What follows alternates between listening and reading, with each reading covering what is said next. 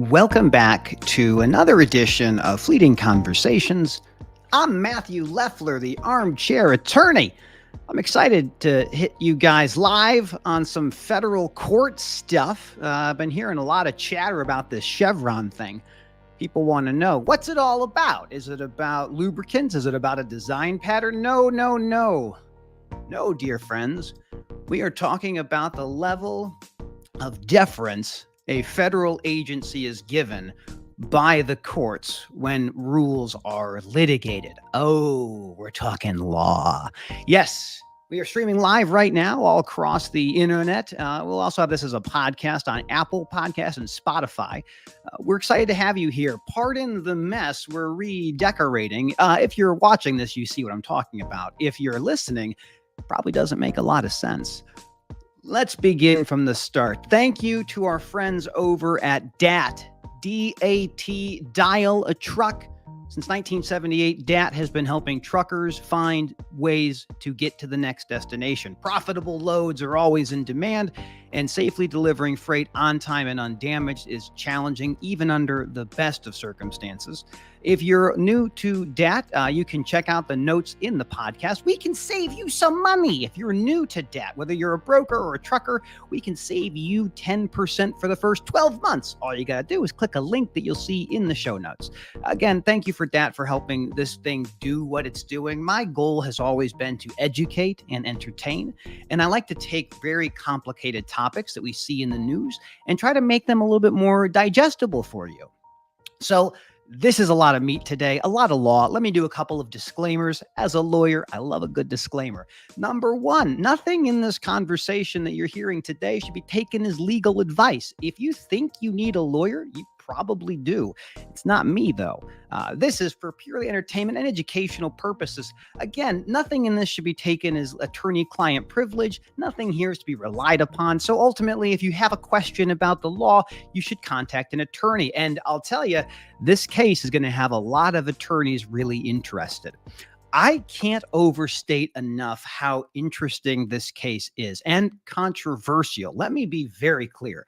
Chevron is one of the most controversial cases ever to come out of the Supreme Court of the United States. Back in 1984, a year before I was born, actually. For 40 years, this has been the law. A week ago, it's no longer the law. And we're going to talk about what that actually means. But again, the most important thing for you to understand is really about separation of powers. We're getting back into the old constitutional days. And for the purposes of this conversation today, I'm going to tell you the sources that I'm using to kind of help you understand where I'm coming from and to hopefully describe what happens next as we navigate this incredible world of regulations post Chevron. First of all, we have the Federalist Papers. Look, if you want to understand how the framers of the Constitution were thinking, this is important for you to know. The Federalist Papers and the Anti-Federalist Papers were these different groups of people after the foundation of America, but before the U.S. Constitution was ratified.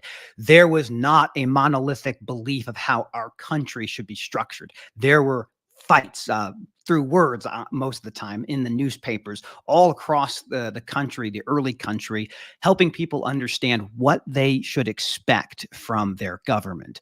And that is really important, understanding how our government should be viewed, not just from a today standpoint, but what the founders may have thought.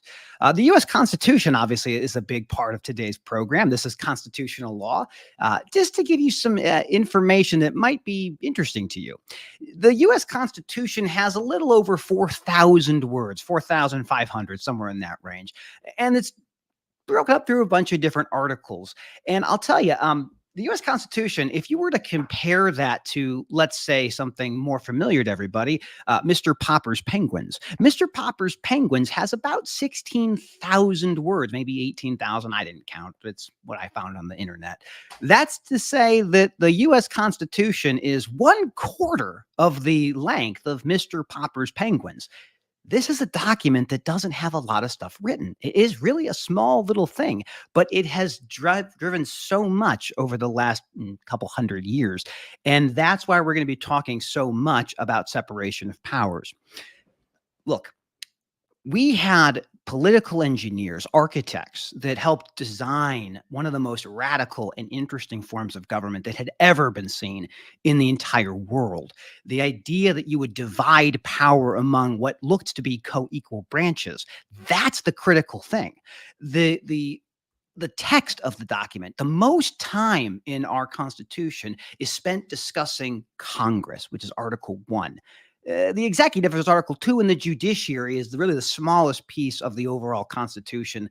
But those pieces are important for you to understand.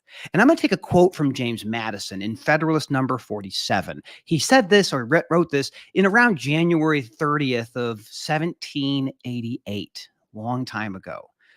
Quote, the accumulation of all powers, legislative, executive, and judiciary, in the same hands, whether of one, a few, or many, and whether hereditary, self-appointed, or elective, may justly pronounced the very definition of tyranny. What does he mean?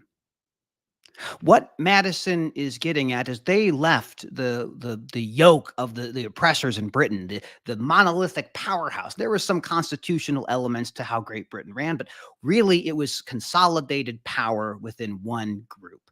And what our founders did not want was the ability for any one branch to dominate the others. That is the fundamental piece of separation of powers, checks and balances. And if you look at our modern country, the modern administrative state, what would the founders think? What would they believe we had done? Would they be happy? Would they be surprised? Would they be terrified? We don't really know. It's all hypothetical, but I would say if our founders, or at least some of them, were able to somehow arrive in our modern society, they would be incredibly proud of our innovations. They'd be mesmerized by the depth and breadth of American hegemony, the American power that is built over hundreds of years. But there's something that I think they would look at and be dismayed. And I think they would be dismayed to see how Congress has given up so much of its power, how the executive has grown in influence, and how the judiciary finds itself continually marginalized in different parts of our country. And I'm not going to come down really hard and say that this was a bad outcome. It was not something they could anticipate. They truly couldn't understand something like the Environmental Protection Agency with regulations around pollutants being put out into the atmosphere. They don't think that way. That's not how they were. It's not how they looked at our society. They were creatures of their time. But now we have just seen a case. It was 40 years on the books, gone. And the question now is, what in the world is going on? So back to our sources for today, U.S. Constitution, the Federalist Papers. We have a big old book from the Administrative Procedure and Practice Guide. This is what I did in law school, learning about this ridiculous world of administrative law. And finally, the 100 some odd page court opinion with dissents and concurrences, and we'll get through some of those hopefully today. Let's get to the meat and potatoes. Last thing I'll mention before we get really into the case and what this really means is there's a little announcement I have for everybody. The Journal of Commerce Inland Distribution Conference is taking place September 30th through October 2nd, 2024 at the Westin in Chicago's River North, hashtag Inland24. If you're thinking about attending Inland, let me urge you, you should do that. It's a great event put on by the Journal of Commerce. Tons of enterprise shippers, big railroads, big motor carriers, a lot of 3PLs and 4PLs. It's a great place to talk with people in the industry and kind of get an idea of what's coming next. I will be speaking at the event. I'll be talking about non-competition agreements. Oh, everyone loves those. And we'll actually talk about non-competes at the end of this episode because the stuff about Chevron directly applies to that. So let's get into what Chevron is, and then we'll talk about what's happened. Here's the basic principle. There is a lot of stuff going on in our country, and Congress has limited resources to create all the laws that they do. Congress has a lot of power. They have the power of the purse. They allocate spending. They have the ability to create regulations that then get signed by the president, the bills that become laws. But this weird phenomenon happened when a bunch of new federal agencies, you think about the New Deal is a good example. These federal agencies came onto the scene. And how did they behave? What did they do? What they really did was Congress would make what we call an enabling statute. They would create a law that would start a new agency, and they would give the agency power. And the power the agency would have would be the ability to create rules, regulations, and then enforce or interpret and enforce those regulations. Think of it like this. I'm Congress. I have the authority to do any number of things. And one of the things I choose to do with the power that I have is give that power to the executive and say, executive, I don't know a ton about what the speed limit of a heavy duty class 8 truck should be. Maybe you, the Federal Motor Carrier Safety Administration, are in a better position to decide what the speed of trucks should be. Okay. Then the federal agency takes that power that they're now given and the budget that's allocated to them, and they start promulgating rules. And they post these rules in places that you can see and you can comment on, you can engage with. And then eventually the agency makes a final rule.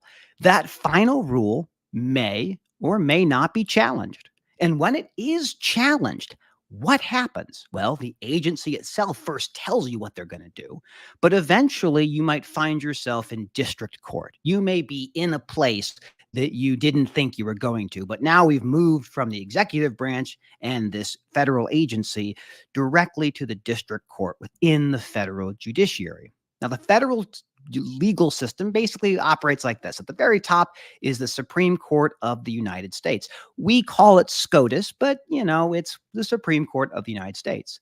Underneath SCOTUS is the appellate courts. I'm in Illinois. That's the Seventh Circuit Court of Appeals, but there's a whole bunch of other federal circuits.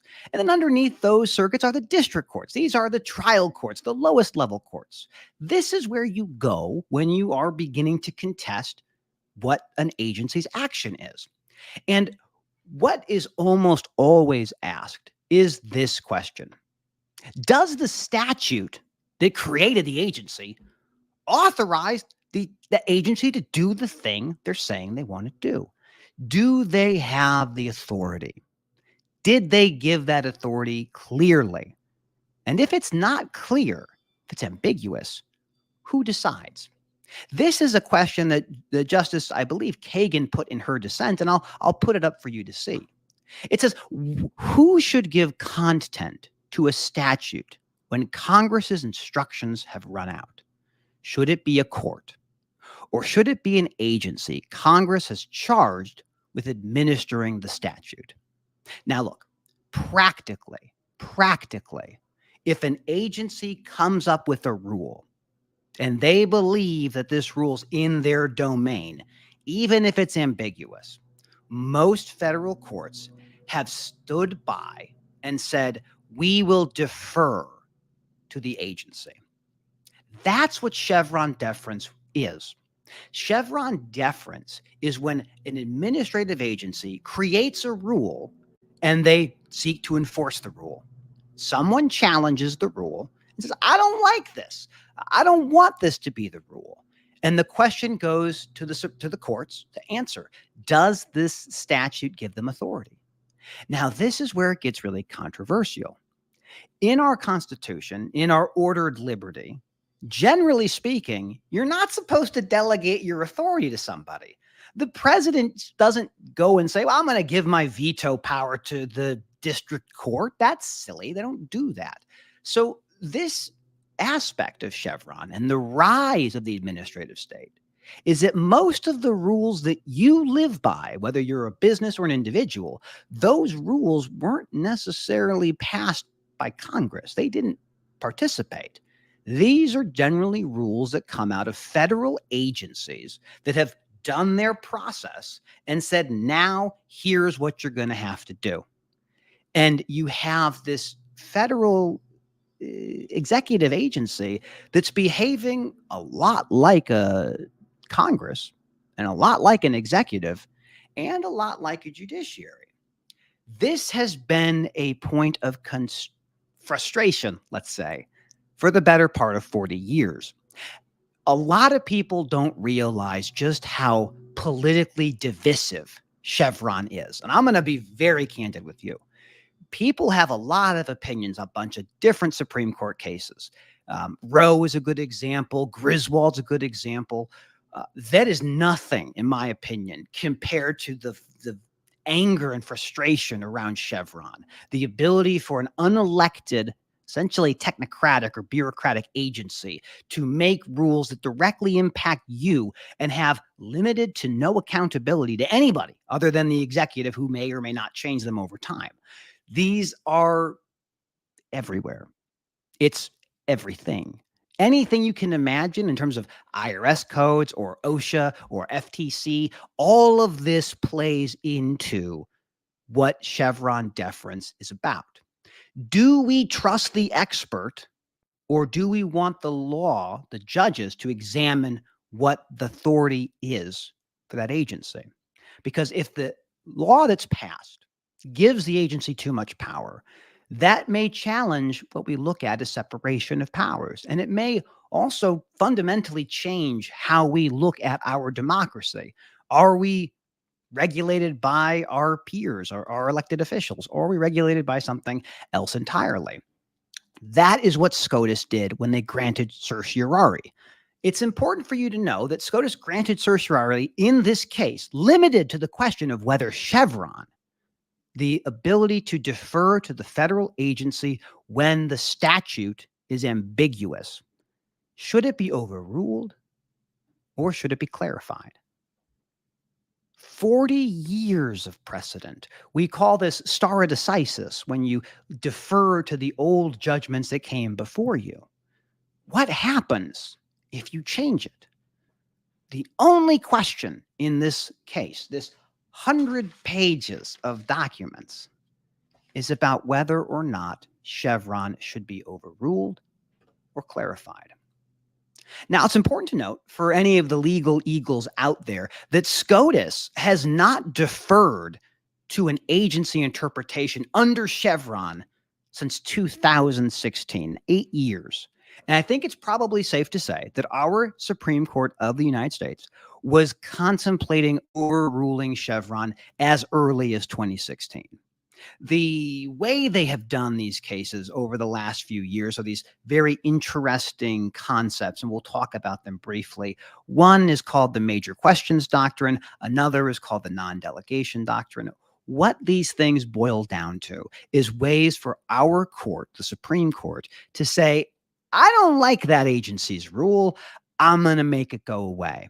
And when they do make it go away, it doesn't mean your aspect to solve it is gone. There's still ways to get the rules that you want to see. What the Supreme Court might say is, instead of just letting the FTC make a rule banning non-competes, maybe what they should do is go to Congress and ask Congress to pass a law, because Congress is the one that has the authority. These federal agencies were never contemplated in the Constitution. There's no amendments that make them. It's the judicial, let's call them creations, innovations, whatever you want to call them. But this is the fundamental question that SCOTUS brought up. And I'll give you an example of when SCOTUS actually, didn't go with the agency's interpretation, and why that's probably a good thing. You may recall a couple of years ago, OSHA came out and said, we are going to mandate vaccinations, or if we're not going to mandate vaccinations, you, business owner, need to create an entire apparatus for testing people. And that went all the way to the Supreme Court. OSHA said, we're OSHA. We have the statutory authority to create rules and regulations around health and workplace environment. We're going to make this rule. And it went to SCOTUS. And our Supreme Court in that instance said, no. This is a major question. This is a big issue.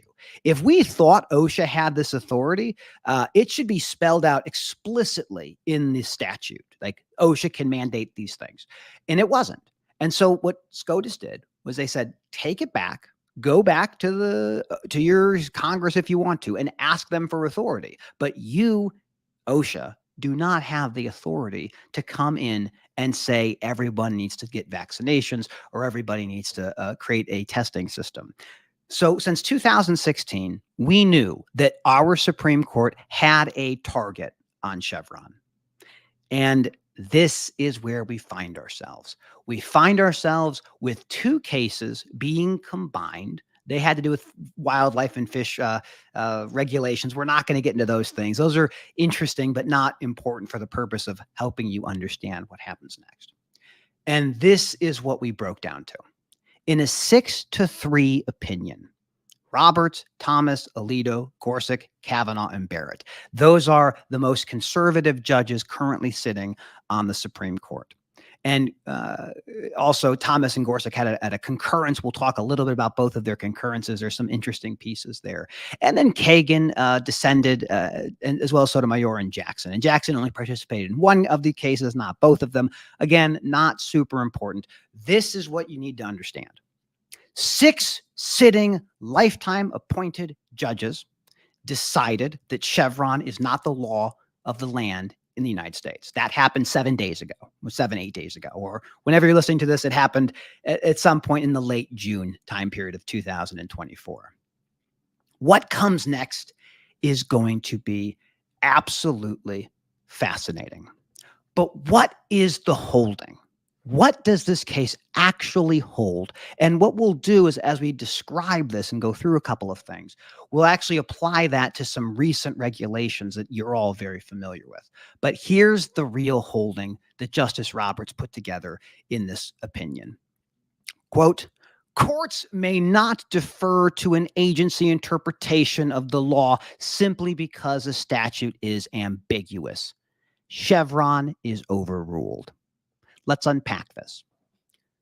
Generally speaking, during the course of Chevron and its progeny, if a statute that made the agency exist was unclear about something, didn't say the OSHA could create mandates for vaccinations, didn't say that the FTC couldn't reach in and destroy non-competition agreements, but the agency made a reasonable argument that they have that authority. We think we do. Here's our brief. Take a look at it. A federal judge would have their hands tied. Chevron meant that the federal judge must defer to the federal agency that made the rule. The judge may look at the law, the statute, and say, that doesn't make sense. I think you're wrong. That doesn't mean you overturn it. It means the federal judge has to find a different way to attack the rule if they didn't think the underlying agency had that authority. Remember, the agencies have no authority. They have no power. They have no power unless Congress gave them power. That's the purpose of the enabling statute. I give you this law. Now you have power. Go do with it as you see fit. And if you act, we can use some legal terms here, arbitrary and capricious, then you get to overrule it. This is the fundamental holding of Chevron. If there is a question of law about whether or not an agency has the authority to do something, the justices, the judges in these cases, the district court level or at the appellate court level, will probably get to look at that de novo. They probably get to make that decision without any relevance from what the underlying in the organization, the agency thinks. It gives enormous power back to the judiciary. Enormous power back to the judiciary. When you don't have to defer to another entity to make a legal conclusion, that is what it's all about. This has been something that different interest groups in our society have been pushing for incredibly hard. Again, if you think that Roe was controversial, the right to have access to an abortion, and it was controversial, it certainly was. This is that same level. This case, Chevron being overruled, this is one of the most important cases that you will ever experience in your life. We have no idea yet what it'll ultimately look like as the federal courts, the appellate courts, and the district courts struggle to figure out what the new test is. Remember, when you're a lawyer, it's about applying facts to the law. It's about understanding a process, a step-by-step process, and then you have your answer. So with Chevron, the way it would work is the first question: does the statute clearly give them the authority to do this? EPA, your statute says make the air clean. Okay, well, here's this thing we're going to do to make the air clean. Okay, that makes sense. But if it's ambiguous, the agency would then make an argument saying, we have the authority. FTC did this with the non-compete ban. They said, look, we understand that we're not necessarily involved with employment contracts, but because of the 30 million people that are experiencing these things, we think we have the authority, and therefore we're making this rule. If it's ambiguous and Chevron applies, probably going to be a good rule. If it's ambiguous and Chevron doesn't apply, it really does boil down to what that individual judge thinks the outcome should be. And this is a critical point of all of this. In a way that the court puts it, I'll put it up here, quote, delegating ultimate interpretive authority to agencies is simply not necessary to ensure that the resolution of statutory ambiguities is well informed by subject matter expertise. This is the fundamental argument about Chevron deference. The argument about Chevron deference is, look, we have these Congress people, we have these executives, we have the judges, they're all doing what they do. But we really want subject matter experts, technocrats, scientists to create the rules that apply for those categories. And we will defer to those experts when they create rules. And we're going to follow the rules based on the deference we give them. But the question the court brings up is, wait a second, wait. Okay, I'll grant you that the PhDs over in the Department of Energy are really smart. And I grant you the people who are in the FTC are really, really smart. But how are they so smart that they can look at a law and say, well, this law should be these other things too? Other things kind of come from this. And that is the fundamental fight between the conservative majority, again, they won, versus the more liberal dissents, was who gets to decide when things are ambiguous. Now, let's look at some examples of this and where I think the future is going to go. So earlier this year, we had the FTC come out with a rule that would ban non-competition agreements for virtually every single working American. 30 million people have non-competes, about 1 in 5 workers. And they had this large discussion about how they believe they had the authority to do this. That's what they said they were going to do. And just a couple of days ago, actually, this is July 3rd. So we're talking 2 days ago, we had this. You might be able to see it. There's the case number. That's the name of it. Ryan and the U.S. Chamber of Commerce versus the Federal Trade Commission. What happened? Oh, that ban on non-competes, that's stopped. That's paused. We're gonna table that right now, because the fundamental question in this FTC litigation is, does the FTC have the statutory authority to do this? Do they have the right to knock out a bunch of contracts between 30 million people? And I'm just going to read from this to help you understand how the winds of change may soon be impacting us.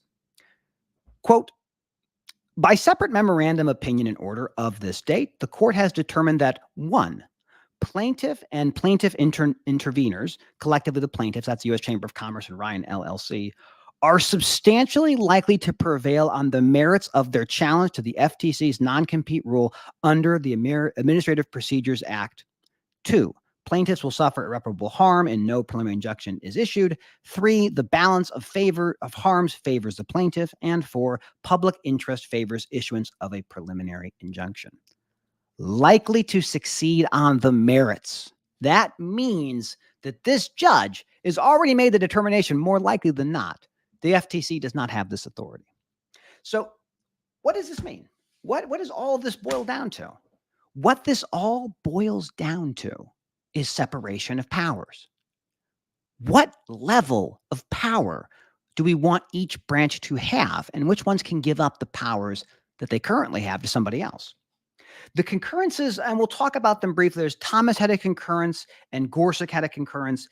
The big thing about Thomas's concurrence is it really focuses on this aspect of separation of powers, the ability to curb or limit judicial power and the expansiveness of the executive branch. Remember, the executive branch is there to execute the laws. They're not there to create the laws. Maybe they could refer the laws they'd like to see created to Congress. Congress could do whatever they want with those. But that's not what our administrative state does. Our administrative state gives a lot of authority to a whole bunch of different federal agencies, and those agencies have almost unilateral authority to create whatever rules they want as long as they're supported by the record, the facts, the evidence, and they follow their processes.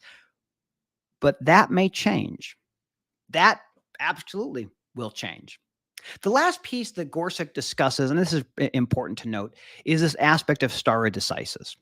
You're not a lawyer. Maybe you are. If you are, I apologize for being too maybe not as condensed as you might like. Stare decisis is this idea, this principle that if we've decided the case before, if I'm a judge and we've done this case 50 years ago, 100 years ago, I don't get to change it. I don't get to look at it and go, I don't like this now. I want this to go away. That's how stare decisis works. It stops you from overruling things that you now disagree with. And Gorsuch does a really good job of explaining why he doesn't think stare decisis matters in this case. Fundamentally, if you think or you make the case that the rule was decided inaccurately a long time ago, we think Chevron was bad a long time ago, and so now we want to get rid of it today. That's the argument to get rid of stare decisis for that case. But it does make you wonder. It makes you wonder about whether or not stare decisis is even a thing. If you can change the rules because you decide you don't like the rule anymore, is that really giving, the respect for the former decisions? It also tells you with the dissent about what's going to happen in that regard. So Kagan is joined by Sotomayor and Jackson, and what they talk about is all of the benefits that Chevron has brought. Chevron gives this uniformity to how federal rules are viewed. It gives, essentially a lot of power for the federal agency to do the things they want to do. Federal agencies are usually faster on the ground than Congress is when it comes to creating legislation or rules. And they are positioning that maybe in a few years, maybe a decade, maybe two, they will change it back. That's what happens. We like to think the judiciary is not political. It's kind of separate from the political world. No, they're just as political as everybody else. We're learning that every single day. And what will likely happen over the next few months and years is a deep look at how we think of federal rulemaking. Some people think this is going to be a major change in all things law. Others are more cynical. Maybe it's not going to change as much as we think it will change. Maybe it will be the same as it's always been. I will say this. For the lawyers out there, this is wonderful news because now there's a new level or new lever you can pull when you're representing your clients. The deference that Chevron forced, compelled, is not really going to be there anymore, at least not in the way that it has historically. And because of that ambiguity, because of that chaos, that means you're probably going to see a lot more litigation. And the Supreme Court really didn't create any new tests, any new ways of understanding how we look at deference from the agencies. They basically said if it's a question of law, and the question of law in almost every single one of these cases is this: does the statute authorize challenged agency action? That's what it's all about. It is all about the underlying statute that authorizes the federal agency and what actions the federal agency may take as it relates to that underlying statute. For 40 years, we as a society have deferred to the agency in every single thing you can imagine. And that's going to change. It may not be fast. It may be fast. Who knows? But this is the fundamental thing about what this case is all about. At the core, the question is, if there is something that we don't understand, who should give content to the statute when Congress's instructions have run out? Congress has made a law. It is not clear if they can do something or not. Who gets to decide what the agency does? Is it the court or is it the agency? Is it the experts or the judges? Both, just to be clear, are unelected bureaucrats. I mean, the judges aren't bureaucrats, but they're unelected. They're appointed for life. They have some insulation from the politics that would be, reminiscent of what Congress deals with or what the executive deals with. But that is fundamentally the question in Chevron. Who gets to decide? It used to be the federal agency, and we would give the agency a lot of discretion, a lot of deference. But ultimately, it is now going to be in the hands of the judges. Judges who are sitting all across this country, now able to opine about whether an agency has the right or the power to do something. That is the fundamental case in the overruling of Chevron. Our entire federal administrative worldview is based upon this understanding. It is based upon the agencies having everything in their hands and now being given to the judges. We got some comments. We got some questions. Let's take a gander, see where we're at, and we'll get to some of the fun little things we have in store. I mean, we have some great people here. Daniel Stanton, Mr. Supply Chain, thank you for joining us. John Radvansky, always happy to see you. Saheem Lewis, great to see you here too. Look, this is what gets me so excited, because my goal for everybody who watches this is to understand how your country works. It is not something that's outside of your realm of expertise. It's something that's within your grasp. We need people who are informed.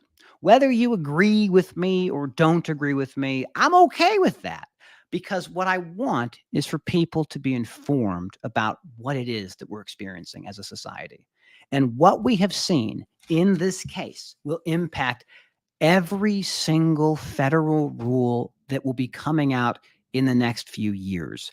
If there is ambiguity in an underlying statute that both the agency and the court identify, and the agency says, we think we have this power, our current Supreme Court will probably say, no, you don't.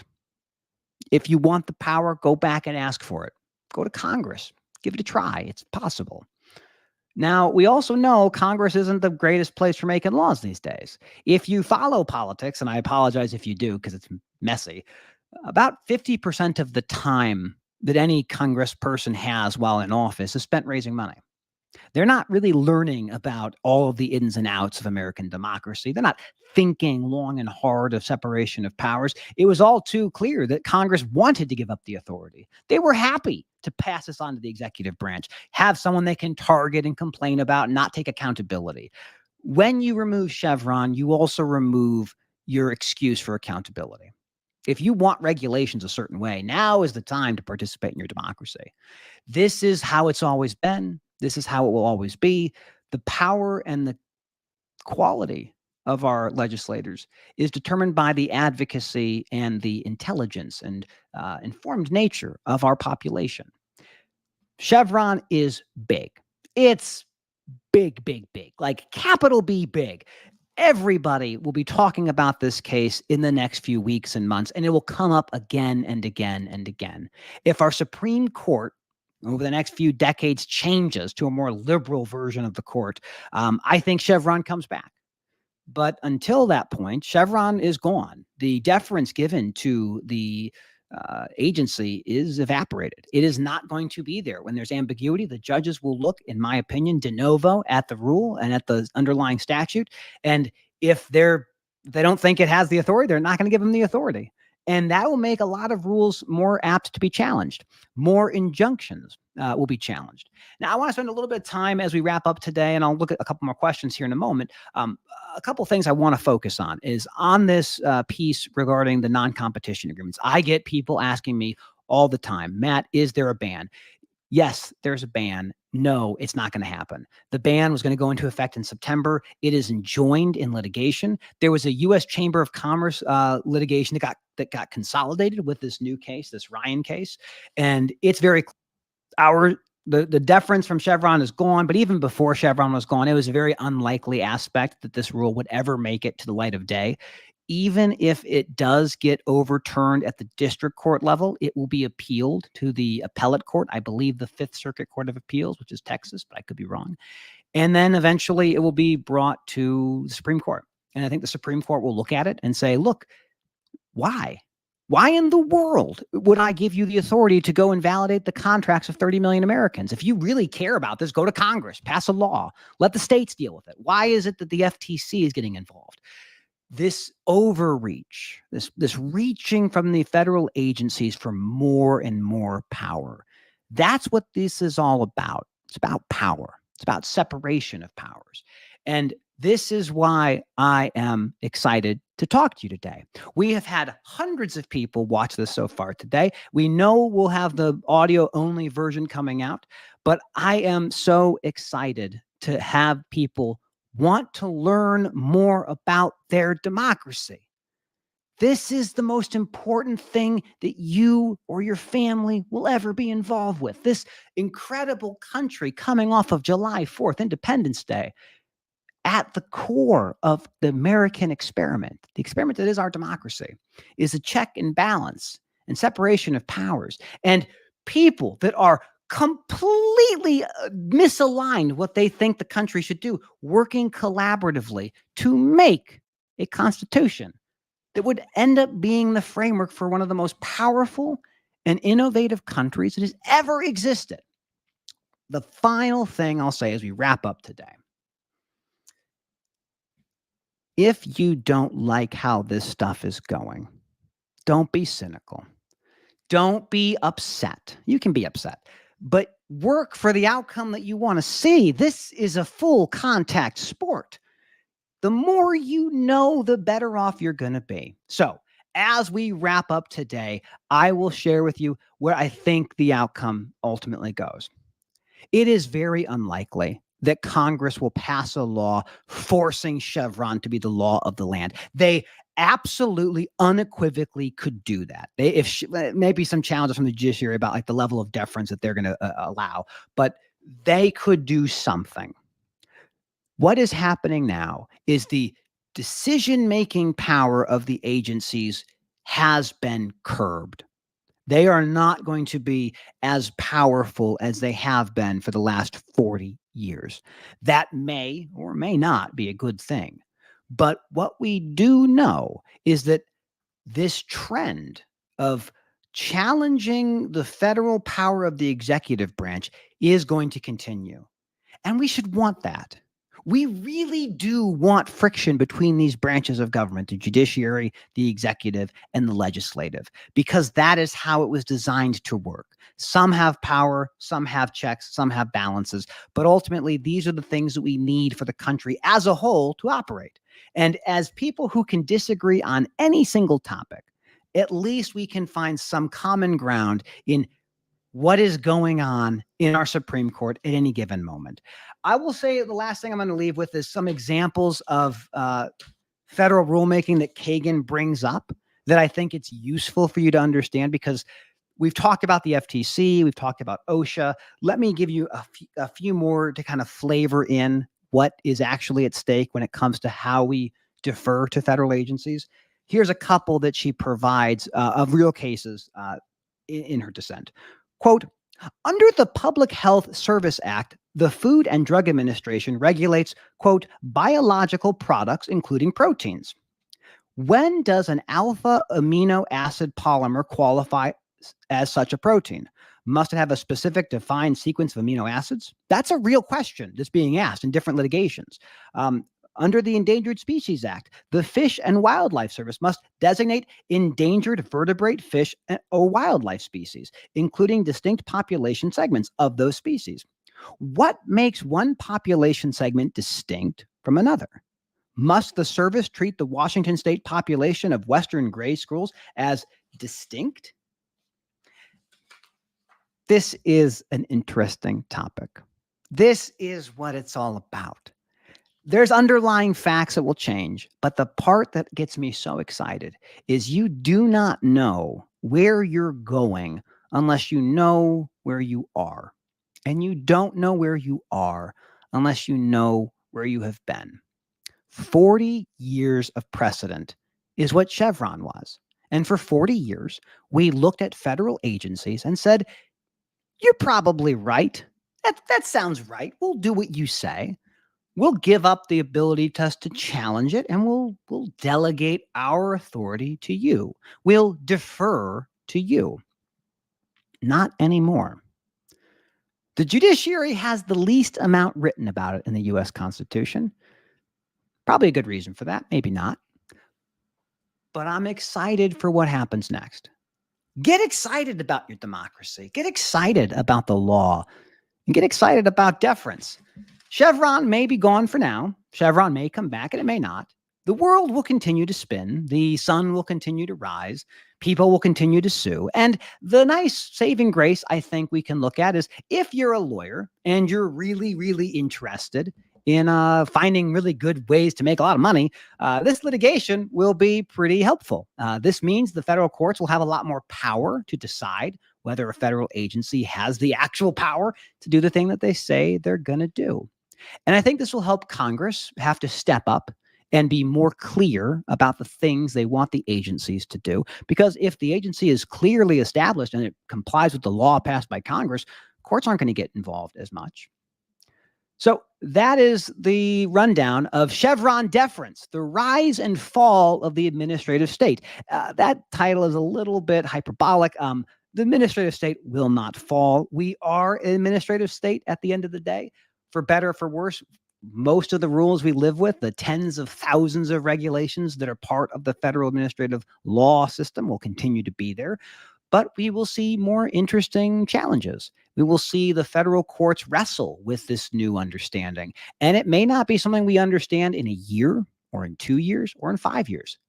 I will leave you with one final Supreme Court case that I think is helpful in understanding how our Supreme Court operates.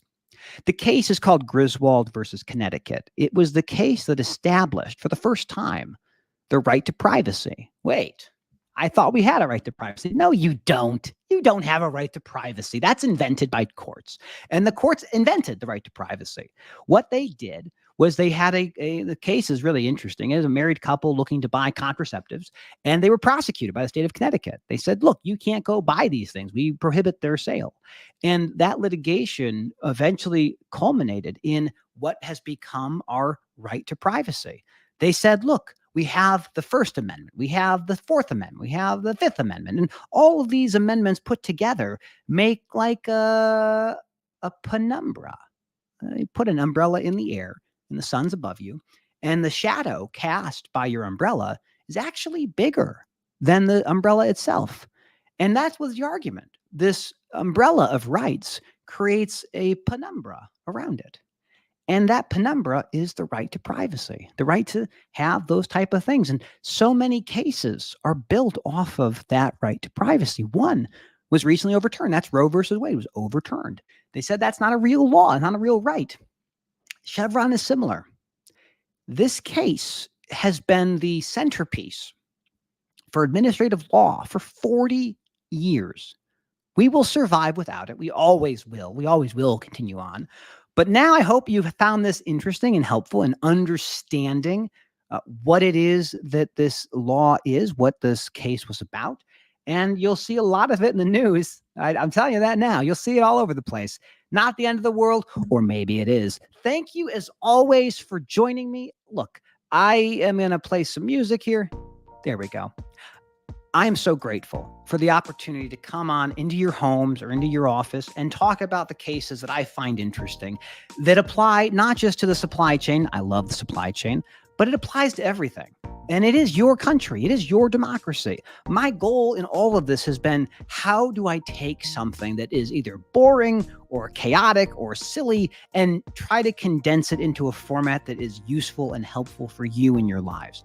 Chevron is an interesting case. The idea of giving deference to an agency as they interpret some sort of archaic law.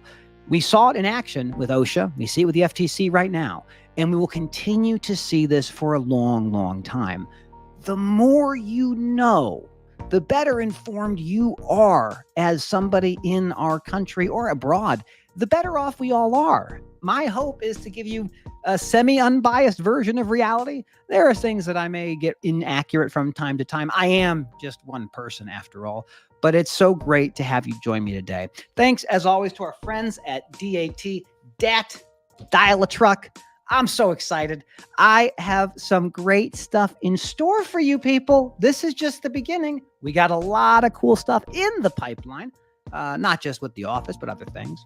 And it's a great chance to talk to you and explain what I think is one of the most important cases that will ever happen in your life. Happened a couple weeks ago. Thank you, as always, for joining me. I appreciate you. If you find this helpful or useful or interesting, please like it, click it, subscribe, tell people it's okay. I'm a reasonable person. We got more stuff coming down the pike. Like I said, I can't wait to see you. And please read the Federalist Papers. Did you know that the founding fathers that were part of the Federalist Papers, those guys like Madison, all of them, they didn't want a Bill of Rights. They didn't want it. Didn't think they needed it. The Anti-Federalists, they wanted that Bill of Rights. Oh, history. Isn't it great? Thanks as always. Have a terrific day. And that's the end of this. I had to hit the button. So many cool people joined us today. I appreciate you. Have a great day, everybody.